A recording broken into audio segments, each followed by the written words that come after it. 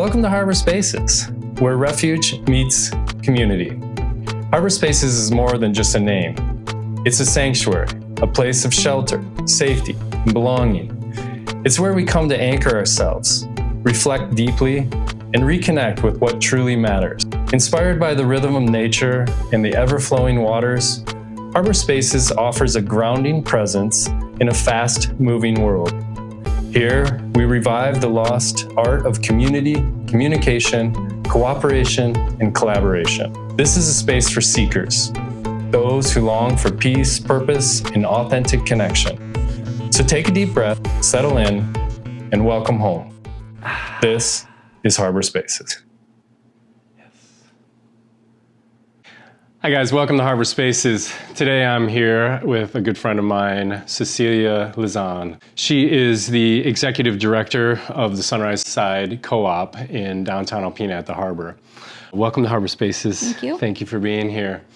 Cecilia, would you mind just sharing a little backstory about who you are and how you ended up here in Alpena? Yeah, so I was a nonprofit director in Western Washington, which is where I'm from. I spent my whole life on the West Coast and then transitioned during COVID to doing a lot of working from home. My husband did as well, and we decided we wanted to farm and live in a small community where we could do that. And he is from downstate Michigan, and so we decided to start looking here and fell in love with a beautiful little farmhouse, a 100-year-old stone farmhouse on the internet with a beautiful willow tree outside, and it just got me. And so we moved over sight unseen to this house, and I had never been to the Midwest before, so wow. This is Michigan is it. And then fell in love with Lake Huron because I've always lived by the water, so now I get to live by the water and farm. And then I joined the farmer's market and selling eggs and some produce and microgreens. And then that turned into selling all kinds of natural-based products that I create on the farm. And because of my own health issues and getting to create natural stuff. And so I got to meet some amazing people at the farmer's market here.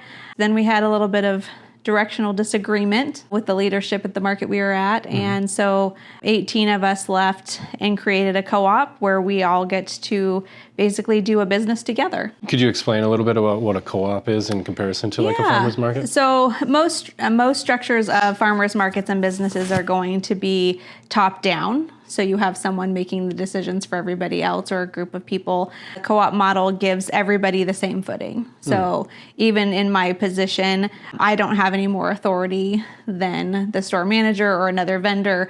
We all decide things together. Our board meetings consist of the named board members who have a job to fulfill during a meeting, but they also consist of every vendor that we have. They're all welcome to join. Community members are welcome to show up too if they are curious or have something to say. And then we all vote together. Everybody has the same voting power.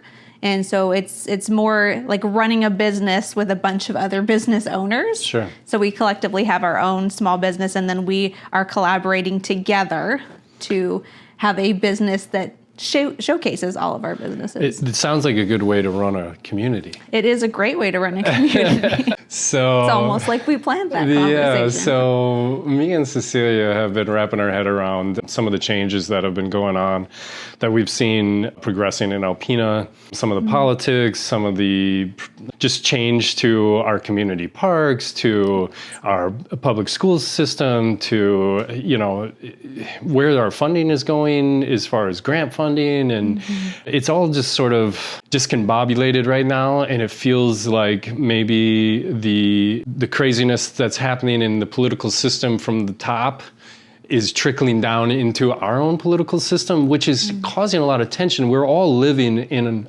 a real tense space these days. We have been since COVID, and we were meant to like find our community and hone in on what that meant to like have each other's back.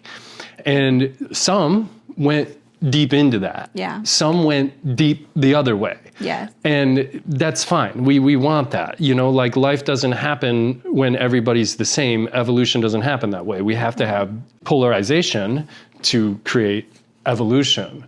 However, we were just noticing that, you know, a lot of things are happening based on, well, even if you look at the high up administration. It's based on an egoic sense of how we feel the world should be ran, or in this case, how our community should be ran.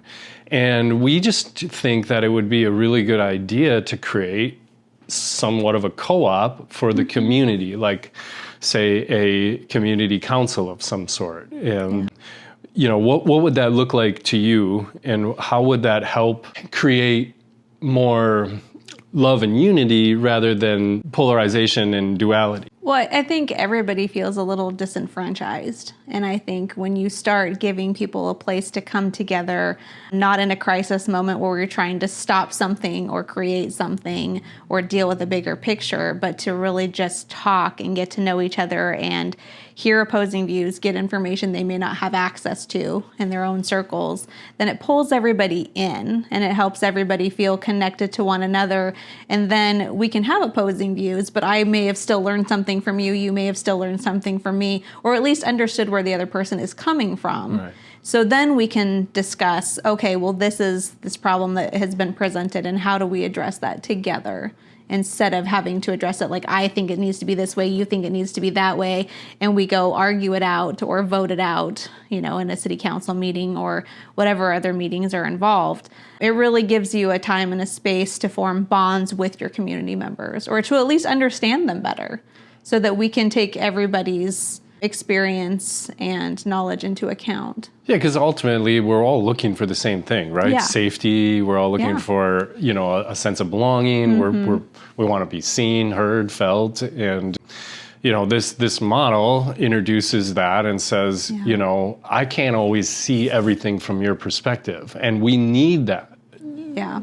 We shouldn't be looking at one situation just from our perspective or just the other side. We should have a group of perspective ways of seeing the same thing. I mean, when you're looking at this and I'm looking at that, we're looking at two different things, but and different sides of the same object even. Yeah, so, but we're ultimately looking at the same thing, and we want the same thing. When we're talking about the Alpena Public School Board, we're there for the children.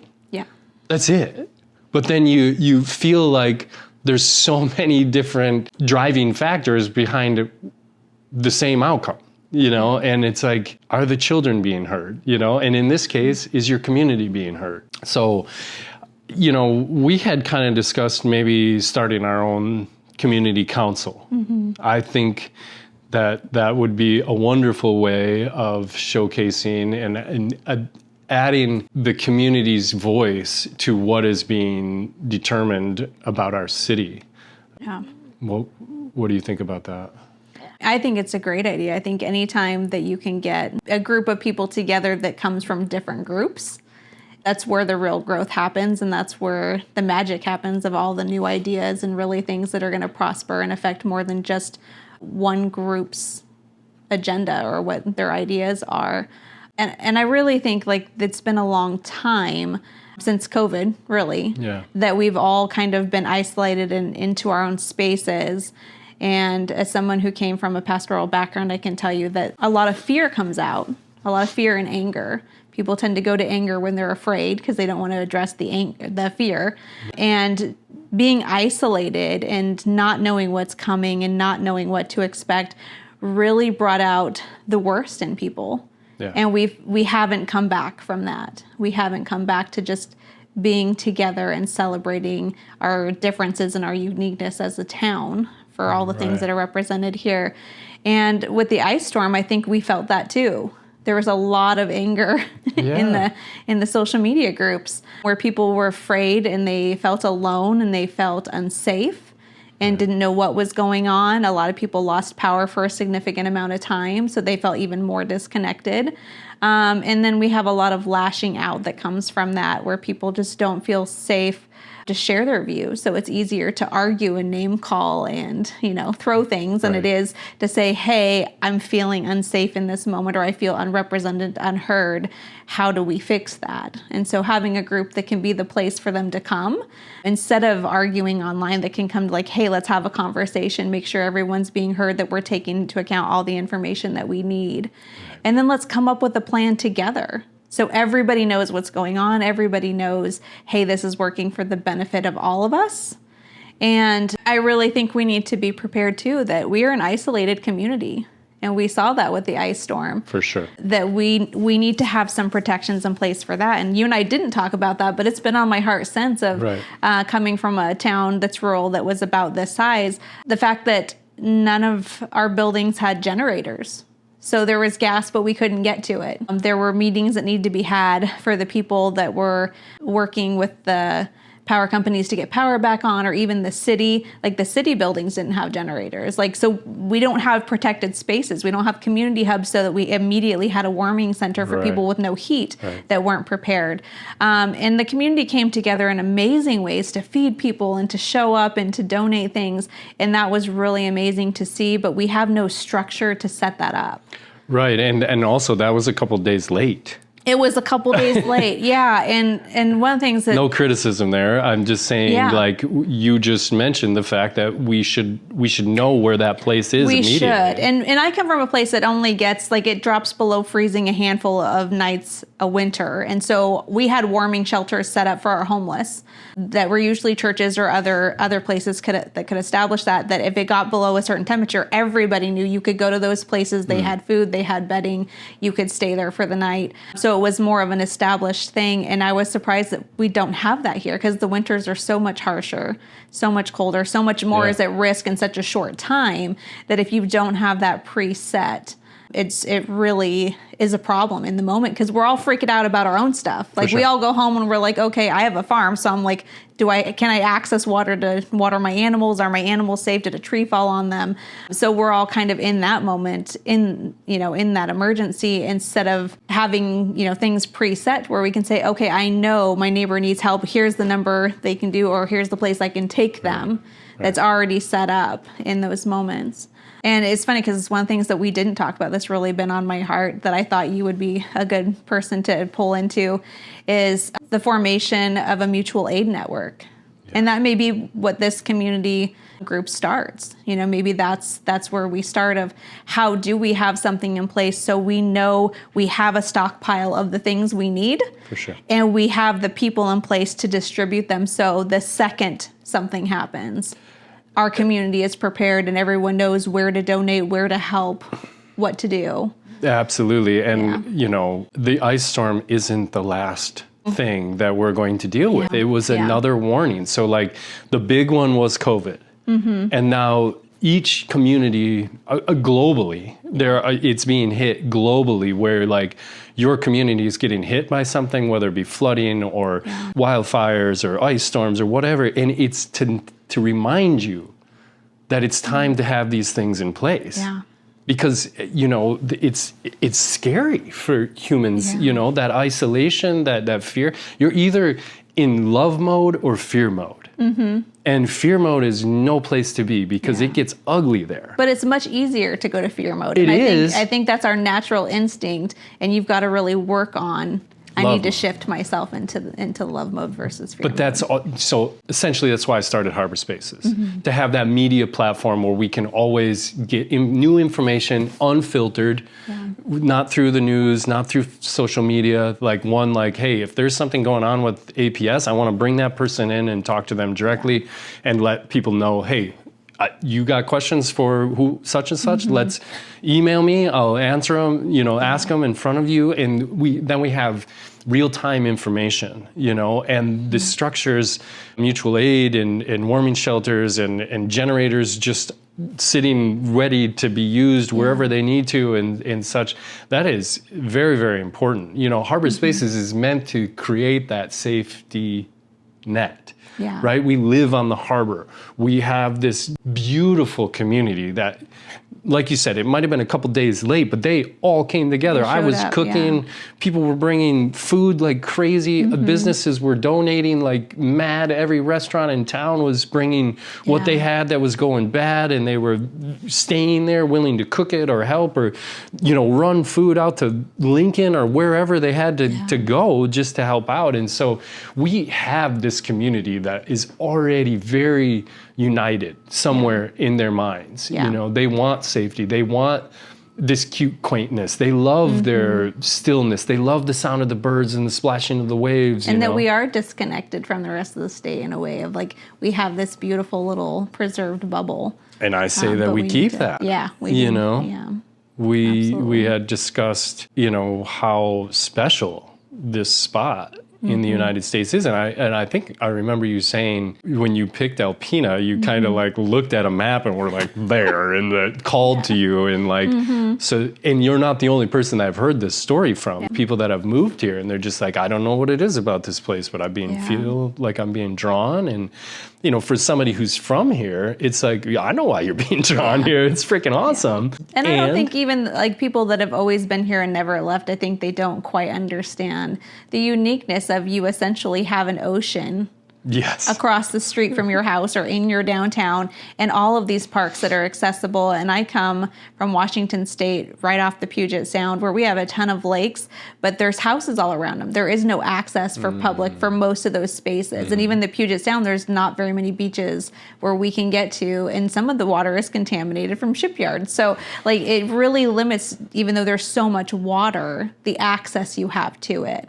And one of the things I've loved most just about Michigan in general is the just massive amounts of parks and water access that are everywhere.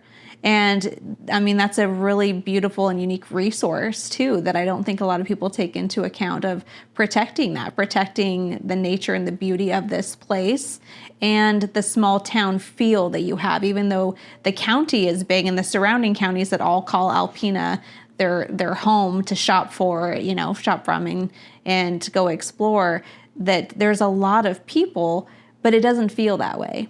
It feels like you're in a nice little small town. You've got a lot of small businesses and protecting that, because when you lose small businesses, we will lose resources that are local. Absolutely. And then we are reliant on, trucking things in. And we saw that during COVID. I don't know what that was like for you guys, but even where we were right off a main highway, we had a hard time getting supplies. So definitely we had a hard time. So I'm assuming you guys had a much harder time being in this part of the state. So really, anything we can do to encourage the businesses that are here, people starting new businesses, people, like I'm a huge advocate for people growing their own food. Please. And I have chickens. I'm a little overboard. I have 100 and I've got 60 more in an incubator right now. So, thank you. So I have lots of eggs, but I'm a huge advocate for people having chickens in their backyard. Even if you can only have a couple of them. I think in the city you can have 6, but really getting back to a way of life I can sustain for myself for some of that stuff in case the food supply went down, but also I can share with my neighbors because they may not be able to grow food, but maybe they know how to fix the shirt that has a hole in it that I don't know how to sew. Yes. Or they can help, come mow my lawn because I'm not mobile, but I can, cook food or share my food with them. So really in essence, that that's kind of that mutual aid that you're talking about, right? Like we are each other's help. Right. We aren't waiting for help to come. We like, are the help. I'm the chef. When you need food made, call me, and I show up and I do the thing. You have the eggs, so we're okay. We got breakfast. We got one meal done. Like that's. And it was a great problem when I donated some during the ice storm, and I said, "How many more do you need?" And they're like, "We actually think this is it for right now." Like we had so many people that they only had 1 dozen eggs, so they were able to bring 1. You know what I mean? And so for people like me, that I'm like, well, I can give you 20 because that's what I have for right now for the week. Yeah. And to find out, like, okay, that's going to be enough now for the next couple of days because so many people that only have a few chickens or that were able to donate 5 or 6 dozen all showed up. Yeah. And that's fantastic. Yeah. To know that like in some situations we more than covered the need. And we need to be prepared for that. We need to, know who's doing what so we can collaborate instead of everybody isolating and doing their own thing. And then we don't know who to go to. Because we have the resources. We do. We can grow the food. We have the great people. And we have the fresh water, which is great in emergencies too. That, a lot of places don't have that. So, absolutely. I want to double back on what you said about people not leaving the community and not really realizing what a gift they have in their hands. And so I respect all those people that don't. Like they live in such a great place that they don't feel the need to leave. They're like, why would I? I don't plan on leaving. So, but those people get into this mindset that it'll always be this way. And what I've been noticing, and it's especially why I'm here. Like I close down the fresh palette. I could be living in Costa Rica. I could be doing whatever I want right now. We would still harass you. I would appreciate that. Yeah. But I found myself going, no, like I need to be in this community. I need to advocate for what it is. And I don't want to see it getting taken over. And so the minds that are saying it'll always be this way, I respect that, but also you have to have a voice in that. Yeah. And so this is that community council that I'm saying that we need to start here, because if you're not voicing that, then that voice isn't being heard. And the people who are voicing it are saying they want stinking Red Lobster and Olive Garden and big box stores moving in, and they're not all about your cute little quaint little co-op market or my little fresh palette restaurant. They're about Olive Garden, you know, and it's like, okay, cool, but that money leaves, just so you know. And so now you're again outsourcing, and now you're when shit hits the fan again, because it's not the last time. I mean, let's just be honest, like the world is getting a little crazier. It is getting crazier, by the day. And so, you know, I am here to say I've traveled, and now internationally, I've been almost everywhere in the United States, now internationally, and I'm seeing that squeeze on small communities that aren't like they used to be. And a lot of them are closing. A lot of the small communities are dying. People are moving away, and then we have ghost towns develop where there used to be a thriving economy. Yeah. Yeah. Yeah, and I just want to advocate for it and just say, like, no, we need to preserve what we have. We don't, sometimes progress is in preservation. Absolutely. You know, there isn't a next. Sometimes it's next back. Yeah. You know, time loops. There is no linear time. Everything's a loop. You know, we're cyclic. Everything is cyclic. And I think, speaking to that, we need to have a plan. What is it that we're trying to achieve here? Because if we don't have a plan of this is what we collectively want Alpena to be, then it will be piece by piece taken opposite directions and taken so many directions that it will no longer be a cohesive unit. It will be a bunch of different stuff where we all live. And you have to have, with any kind of group, with any kind of business even, or community, you have to have a plan of what are we looking for, who are we trying to be, what do we want for our kids and their kids. So 7 generations out. Yeah, I like the 7 generations. We've got to have that. And like you said, it's got to be cyclical. What are we creating to make sure we're self-sustaining? So we have this going, we're feeding into it, it's feeding back to us. And that cycle really makes for a safety net for the entire community to know that we have built something that is alive and active and moving, that we are a part of. We're just not taking from.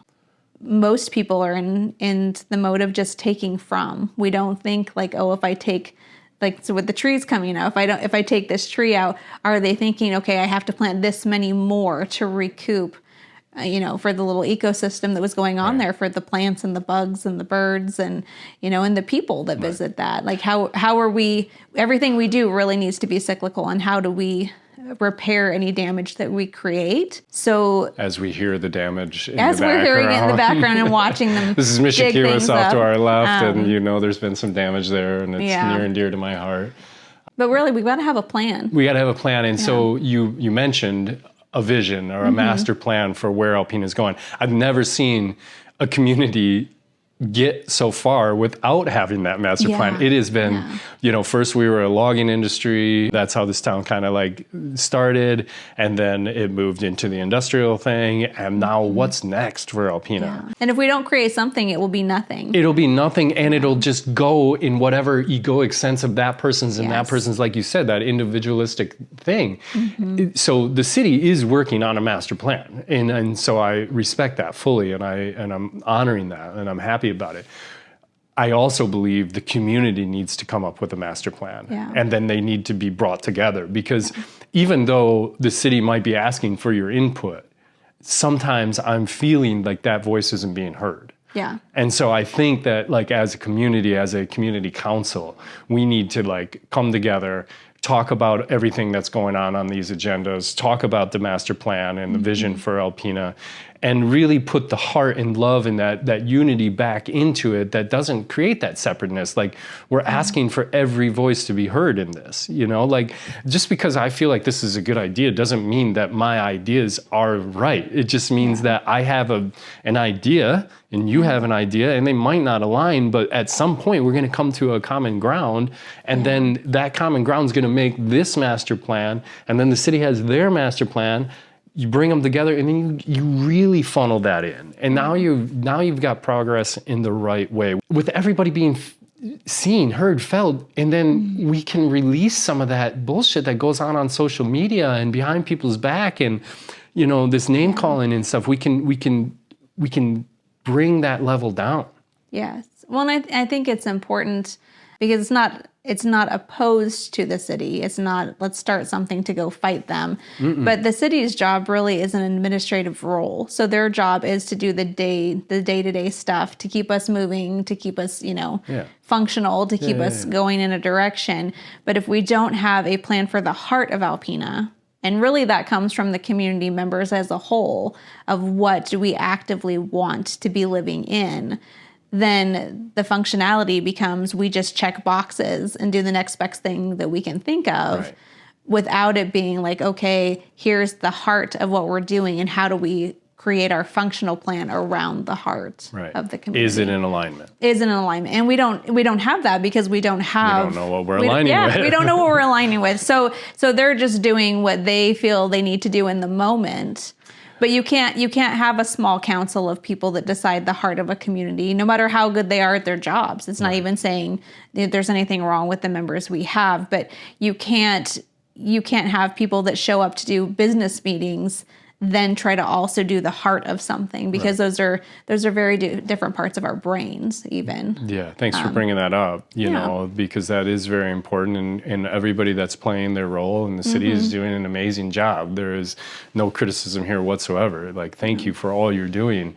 Also, let the voice of the community be heard. Yeah. Let it speak, because that's why you went into office, was to represent the voice of the community. And so I think that voice just needs to get louder, and it needs to, in a kind way though. This isn't about like criticism or my view is right and yours is wrong. It's about, man, if we're not strength in numbers, the next catastrophe that we have could shred us, Absolutely. And I mean, when food runs out, when gas runs out, I seen one time I went to the gas station during the ice storm, and everybody was being kind.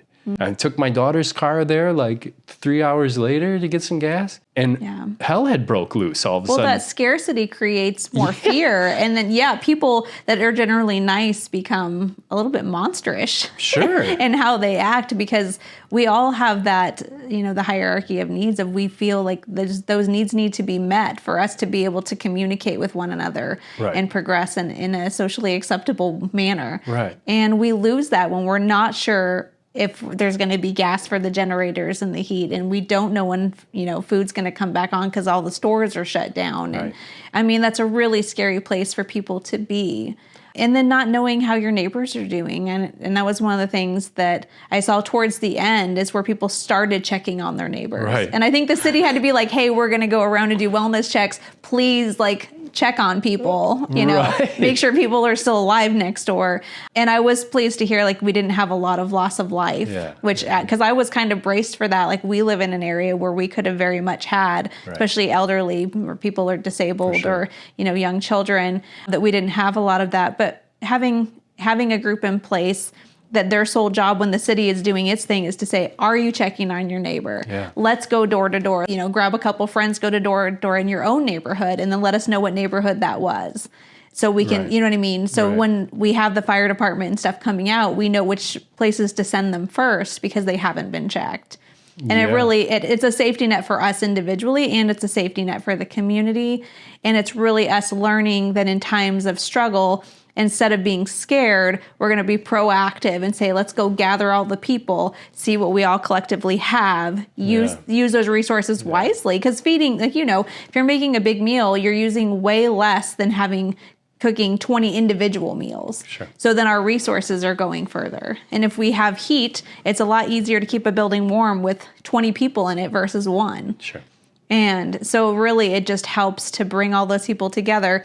And then we don't all crash a city council meeting to disagree with something they're saying, because we've had that time to say, oh, there's something coming up that we're not sure about. Let's meet, let's discuss it, let's come up with kind of where we're at, even be able to meet with the city members ahead of time, and then go to this council together where we all can collectively share and talk about things. And I think you see a lot more progress that way. Yeah, when you're coming from a calm space, when you're, I lost my shit over these trees, and like I made a stink, and the city looked at me like, whoa, Eric's losing his mind. And I get it, but I wasn't coming from a safe place. I was coming from you versus me. And it's happening right now. And there's no warning, no time to process. Right. Yeah. And that was a little behind everybody's back that this was happening. So I'm glad that I stood up. I'm glad I looked crazy, but also I never want to come from that place. Yeah. That's not who I am at all. I'm a very rational person. I move with love and compassion in my heart and everything that I do, or try anyways. And we want to create that space so that we can be talking from that space and not, just like you said, going into a city council meeting raging and looking like that person. Nobody wants to be that. And for a lot of things, maybe not for the trees, but then you have multiple community members that have different feels about whatever is happening. So then you're arguing with each other and arguing with city council. And then it becomes a thing of they have to just clear the room or decide to not make a decision because everybody is upset when it could have been like, oh, we came up with 6 new solutions that individually we didn't think of. Right. For the council to mull over and figure out which is the best way to go.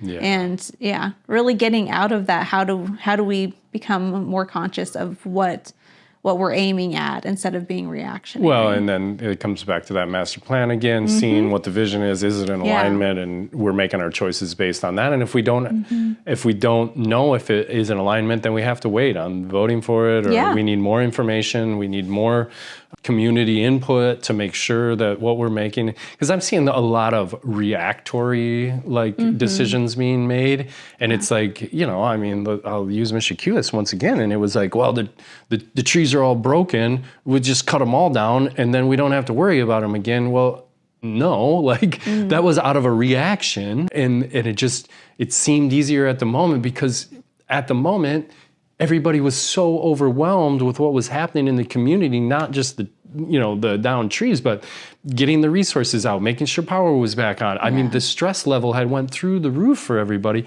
That is not the time to be making any choices. Yeah. Especially ones that are shape-shifting your community.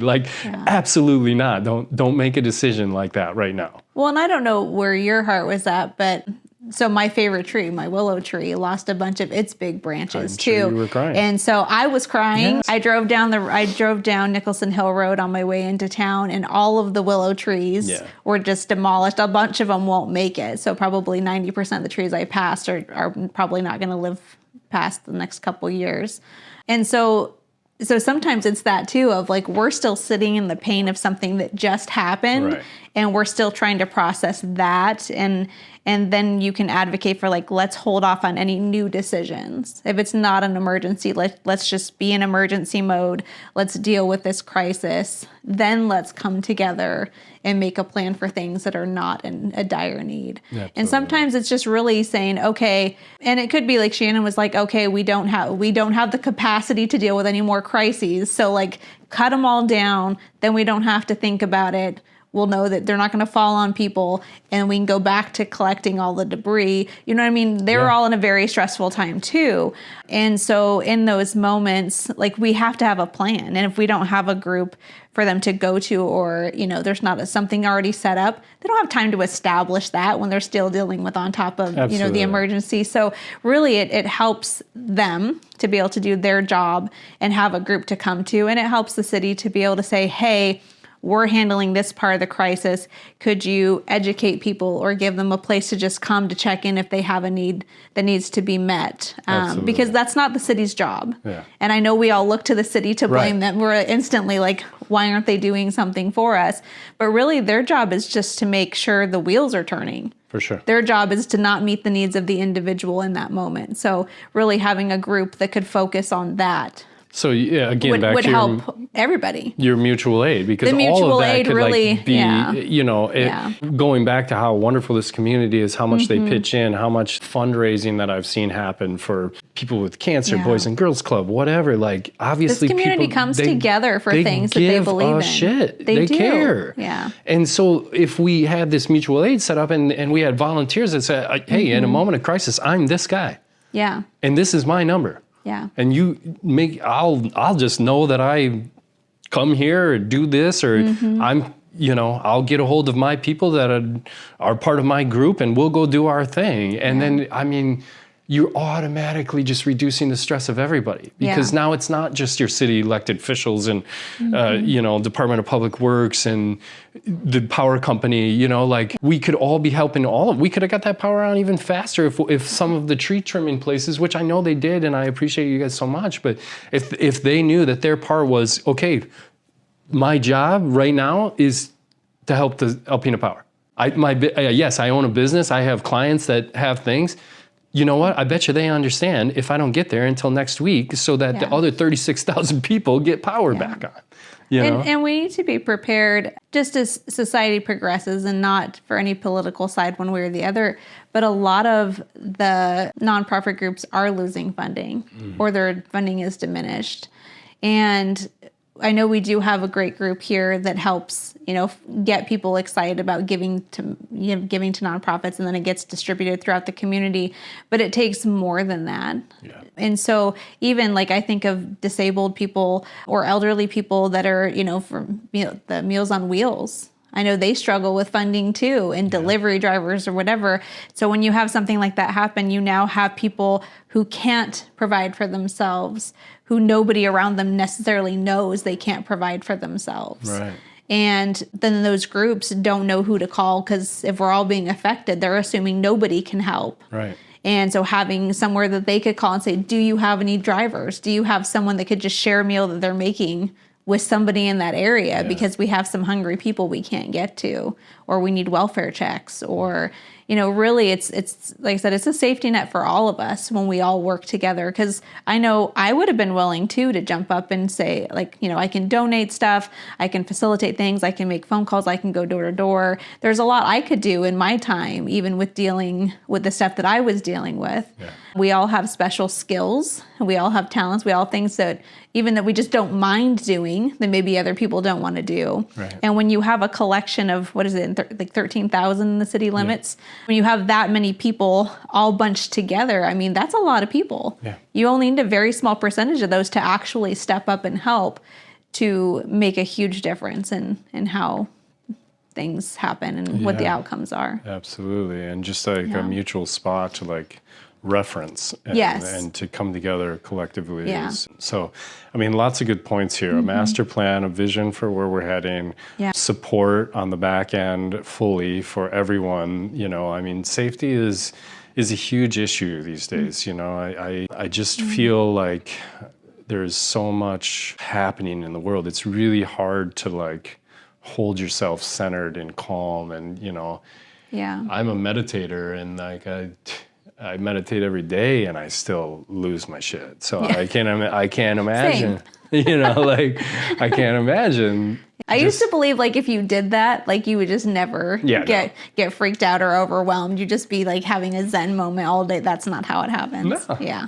At least not for me. I'm glad it doesn't happen that way for you either, because then I would feel bad. I mean, we're here as these spiritual beings to learn lots of lessons, and it's hard to learn them in the space of Zen. You have to get out of that space in order. Takes the chaos and the hard trials. And I mean, speaking of that, there are Zen masters and high-ranking Buddhists that are leaving the monasteries and they're getting out into the world to spread the message of love, because sitting there holding your space in a space of love is not helping change the narrative on the planet. Yeah. And that's, ultimately why I'm trying to voice my opinion about things or my perspective is because I'm at least coming at it from a place of love and compassion and wanting to see all sides and to help orchestrate whatever it takes to make sure that my community feels safe and in a place where they can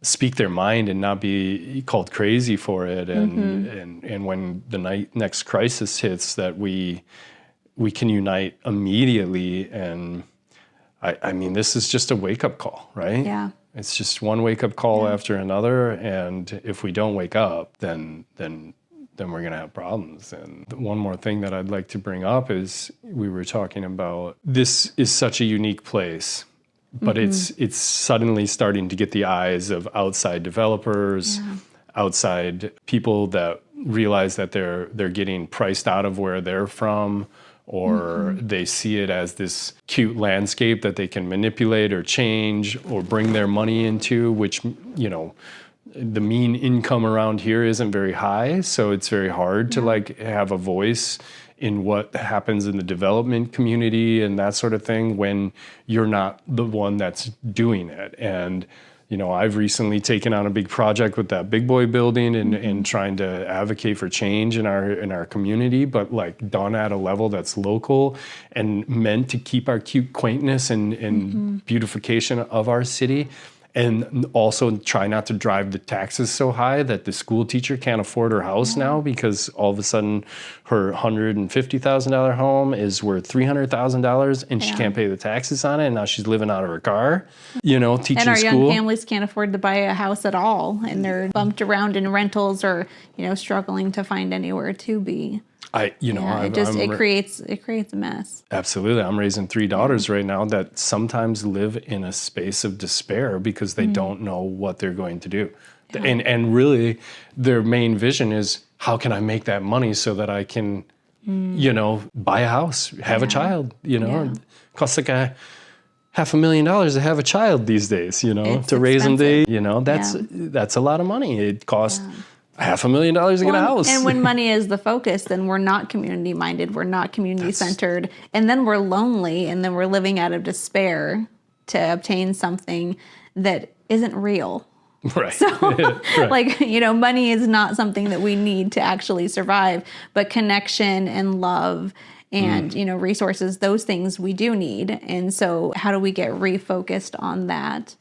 Communication, collaboration, and community. Well, and I am going to do a plug that we didn't talk about because you're also going. So with Labor Day coming up pretty soon, we're going to be doing a wellness, like a holistic and wealth festival for the co-op. And really the whole point of that was to bring in all of the local businesses, all the local practitioners that maybe don't get the spotlight, that really nobody knows about, but they're looking for, and you usually have to find them word of mouth or stumble into them, and bring those people all together. And it's a community event that we wanted to see happen. And we're like, oh, we have to leave and go downstate to find one of these. Why don't we have one? Yeah. So as someone who is an event creator, I'm like, we're just going to put one together. We'll make our own cool thing and bring all the stuff that we love. And we've had a great success with everybody we have talked to and asked to be a part of that has jumped at it. Nice. Because they're excited to be represented in their community too, and to meet other people that do the same things as them. And for our community members to find, we have so much here.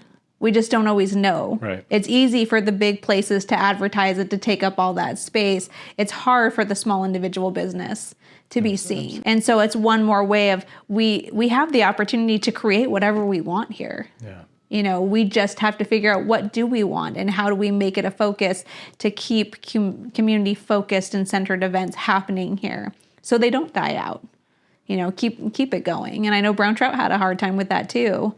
The struggles of, if people don't stay involved and stay invested in really, it's not the focus of, hey, we want to be known for this. We like this time that everybody comes together. We lose those things and we won't get them back. Yeah, I struggled with that with, all the events I threw with the Fresh Palette, with the Sunrise Suds. And it's a very cliquey kind of town sometimes. And if your event isn't the main attraction at that time, it could be a complete fail.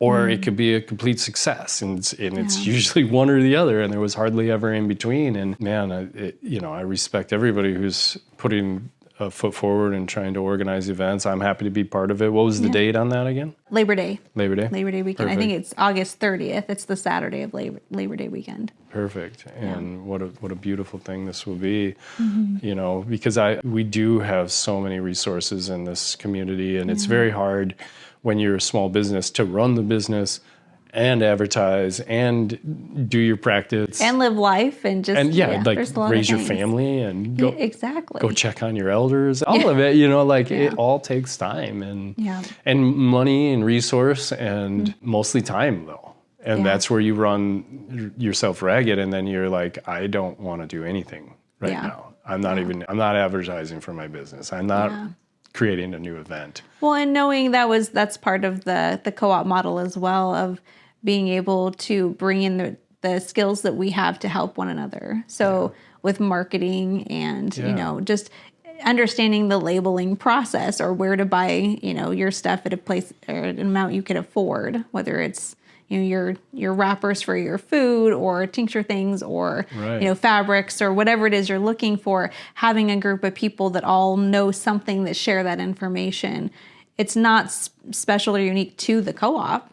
Like, everybody has the opportunity to do that, but we have to come together and have conversations to learn that stuff and to share that information. What a great model to represent, it's cool that you started that co-op, and now, I think the vision for a community council based on that same collaboration is the next step for Alpena, and I think it's the next step for every small community globally. Oh yeah, honestly. I agree. Yeah. I mean, we used to live in villages and work together, and everybody had a job, and you know what I mean? It was never on one person. Right. And so when we've isolated and tried to take on everything for ourselves, we don't have that time to rest and relax either. No. And there's an importance to that, just to be able to enjoy life and de-stress and really embrace your surroundings. And we can't do it when we are carrying all of that on our own. We need each other to do that. It's like the vision for beauty has gone away. Yes. Yes. And if you notice, the arts are starting to trickle away too, because we stopped having an importance on just stopping and listening to the artist who's playing. Right. The beautiful song that they wrote, or, I love that about the murals here, is that we're taking the time to put the murals there when it really is just to get you to stop and see the beauty in something and take those moments to really contemplate and just enjoy life. Yeah, like the mural on my building downtown on Piff Cider. I love that one. Well, I had asked the artist to put some words on there. I said, I need you to your vision here definitely brings people serenity, water, peace of mind, stillness, because a lot of the eyes are closed and that sort of thing. But could you put some words there that would help people go to the place that you're trying to get them to go? Because in this hustle bustle world, it's even, you get done with work and you drive past a bunch of trees and a lot of beautiful flowers and the lake, and all you're thinking is, okay, what do my kids need? I got to make dinner when I get home, and you don't see any of that. And that's what I mean by the loss of beauty. When we spend time just being present with where we're at and seeing the trees on the way, when you get home, you can worry. There's time for that later. You walk in the door, your child's going to tell you exactly what they need. Your husband's going to say, when's dinner, or whatever, let's not get off like that. But it's definitely, we just think it's time to slow down, stop making irrational decisions, and enter a place of calm serenity where good choices could be made on behalf of a beautiful community where we don't want to see things change. I'm not advocating for change. I'm advocating that cyclically we are back to that space of preservation. We expanded out. Now we have to look at what we have, we have to preserve it, and we have to say, you know what, we're really good with this. And now how are you, and how are you, and how are you? And how do we keep this sense of love and unity going throughout our community? Yeah. So You might need to rent out this chair space so people can sit here and enjoy your plants and look at the water. And it really is a beautiful view, and just helps you to take all that in.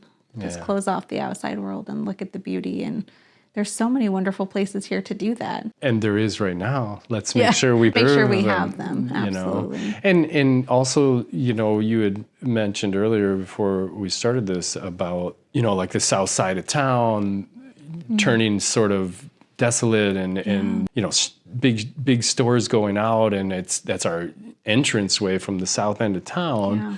And it's the first impression you get, like rolling into Alpena, and it looks like it's a ghost town. And then, you know, we have to like really think about what we're doing, what we're advocating for. And, you know, to me, I always thought that the American dream was that you were an entrepreneur.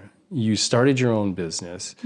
In that business, you were able to raise a family with one person in the household working, because children is an entire job and needs to be a job, a shared, loving job. But also, if that business, that American dream business, was running in your small community, and you were the shoe guy, or you were the grocery guy, or you were the restaurant, or you were the thing, people, it was almost like the mutual aid thing we're saying. You already knew your role. That's who you were, and you created that. And then, you know, I started to realize after 15 years of the Fresh Palette that, like, what happened to the American dream? It is dead. I cannot get ahead. I'm taxed all hell. Until I enter a certain tax bracket, I'm going to be taxed all hell. There isn't a lot of aid for small business. Grants are like the only thing that you can depend on to like make a big leap forward in that, because even saving, it's not pushing you far enough to like make that leap to like grow. And so, you know, what I want to see is the beautification of the spaces that we do have, and also bring back that sort of American dream where just because it's a couple dollars cheaper on Amazon doesn't mean we go order the bike on Amazon. We go downtown and we buy the bike from the local bike shop. And I think part of that is we need to know who those owners are. So like having that time where you're not just trying to survive, when you're actually surviving and things are good, you have time to give back to the community. Right. And then we know, you know what I mean? And then we know and you do that already. But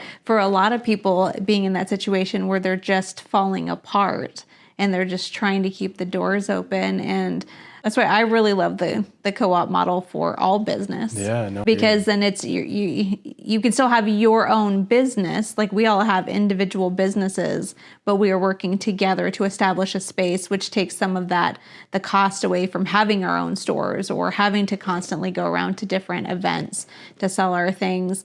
And then when someone comes in and has a question, I may not know, but I'm like, oh, so-and-so knows the answer to that question. Let's go over there and ask them. And it builds like a mini community that we can count on. But really, we need that on a bigger scale. And the more we turn to the big stores, they don't care. If this town goes under, they're gone. They'll sell the building off or abandon it and leave, but the rest of us will be stuck here. And if we have let everything else fall apart, we don't have those people there. So it's really, how do we connect people to each other to, you know, find ways to use the spaces and resources we have, so that not every single person has to do it all. We were not meant to do it all. No. We were meant to be a part of the whole, not to be the whole ourselves. Right. And then we're all run in the ground and not surviving. And which is the beautiful, unique part about each one of us, is that we are part of a whole. You know, I mean, spiritually, we're part of a whole. In this plane, we are part of a whole. In our community, in our families, you know, like really identifying your role and being strong in that and authentic in that, and taking that role on as something that you knew that you were born in here to do. You know, I ran away from the food industry for a minute because it got so overwhelming that I was like, I don't ever want to do that again. And here I am opening a food trailer a year later. But I needed that break to realize, no, this is my gift. And you don't just take your own gift and tuck it away somewhere and say, I'm not doing that. You use that gift, and you were born in with that, and you need to use it. And, also doubling back on what you said about like businesses and the owners just stressing to the max because they're just trying to keep the doors open. Yeah. I mean, that's to the space that I had gotten. That's why I ended up closing the Fresh Palette, is I couldn't do anything outside of it. And what I was noticing is every business owner in town was in their business, running their business. And I'm like, how are they going to grow? How are they going to advocate for their business? When are they going to advertise? What they are drowning right now, as I felt. And I was like, if I don't close the Fresh Palette and advocate for these people, who's going to do it? Yeah, nobody. They'll all close. They'll all close. And you just said it. Like, it's, when we look at money as that thing that helps sustain us, and so we want to pinch pennies here, there, and everywhere, that new bike or that pair of shoes or whatever that we can get a little bit cheaper from the big store and get it shipped to our house, that's so much more convenient, yada, yada. Dude, go down and talk to the bike store guy. I bet she's got a great story for you to go along with that bike. Or that trail that you haven't went on yet. That doesn't come in the mail with your bike, Like, I know your space, I appreciate you. And I mean, that sense of community feeling, I mean, you going in and buying that bike from the bike shop, you get energy, he or she gets energy, and your whole community feels it. Yeah. I teach meditation classes, and almost every class we send out loving, compassionate energy to the entire community and hold space for it. Yeah. Just to like enlighten it and bring a sense of peace to it, because gosh, we all know what we feel in our hearts right now, and it's tense. Yeah. I mean, it like almost brings me to tears just saying that, because I know how much we just got to get by. We got to get by. But like, it's not going back to normal. What the fuck is normal? We don't know. It's nothing. It's what we make it from here on out. Yeah. Well, I tried to fun experiment over Christmas this year where I used Facebook Marketplace for a bunch of the things that I bought, because it then gave, and some of the stuff I traded. So there was not even money exchanged. It was, I had stuff that they wanted to give as a gift, and they had something that one of my kids wanted or that I wanted to grab. And so it was a fun way to exchange of like, oh, you can take money out of the equation, or you can keep it so local that we all benefit from it. Absolutely. With the things that we create and the things that we sell, that really there is a way for us to all benefit from that. I love the idea of the downtown dollars. Yeah. I was like, okay, we just created our own fake currency here. This is awesome.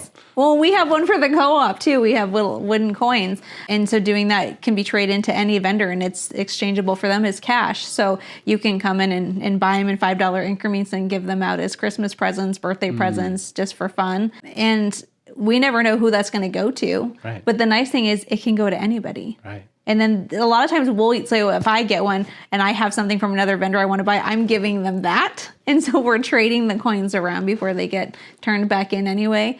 So yeah, really us deciding we're going to run a community this way. This is what we want to see. And we're going to put each other first instead of outside things first. We have the power to do that. I mean, maybe not for everything, but for a lot of things that would really benefit the people that already live and work here and need that and source. Alpena is actually the hub for all of northeastern Michigan. Yeah. And we're in a great spot for making some change in a big chunk of the state. For sure. Yeah. An elite part of the state, if you ask me. Yeah. The best part of the state. Exactly. I mean, it is still affordable. It is still gorgeous. Yeah. It is still remote. It is, the birds are still singing, the trees are still growing, and the waves are still splashing. And we get less snow than everywhere else. Yeah, so that's my favorite part during wintertime, so that I can actually be outside doing stuff and taking care of animals and enjoying the snow part. Beautiful. I am glad it's gone.